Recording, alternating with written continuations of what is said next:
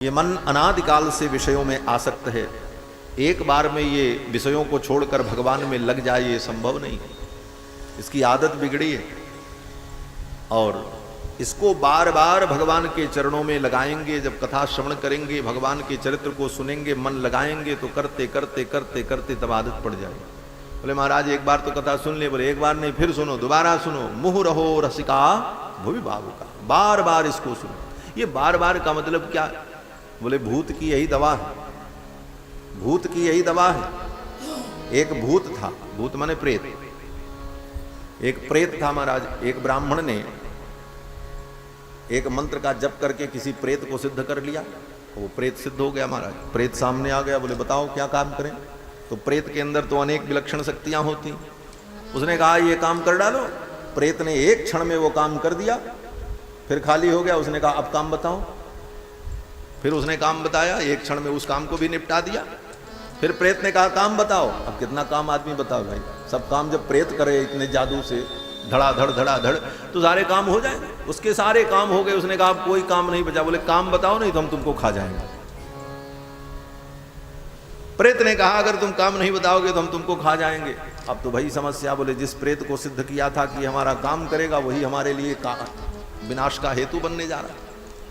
बड़ा चक्कर में पड़ा। वो ब्राह्मण बोले तो कहाँ से हमने विपत्ति पाल ली, इस प्रेत को सिद्ध कर लिया, अब इसको कितना काम बतावें, सारा काम क्षण भर में निपटा देता। तब गए गुरुजी के पास। बोले गुरुजी कोई उपाय बताओ। तो गुरुजी ने कहा एक काम करो, अब जब प्रेत आवे तो उससे कहना एक खूब लंबा चौड़ा 20 हाथ 25 हाथ का बांस ले आओ। उसने कहा महाराज एक क्षण में वो लेकर के आएगा। बोले हाँ ठीक है ले आएगा तू। जब ले आवे तो उस प्रेत से कह देना इस बांस को गाड़ दो। बोले हाँ वो गाड़ देगा। बोले जब गाड़ दे और फिर कहे काम बताओ तो कह देना इसी पे चढ़ो उतरो। बस यही काम है, करते रहो, ये काम कभी खत्म नहीं होने वाला। जब वो प्रेत बांस लावे तो उसको कह देना गाड़ दो और फिर उससे कहना कि अब इसी पे चढ़ो उतरो।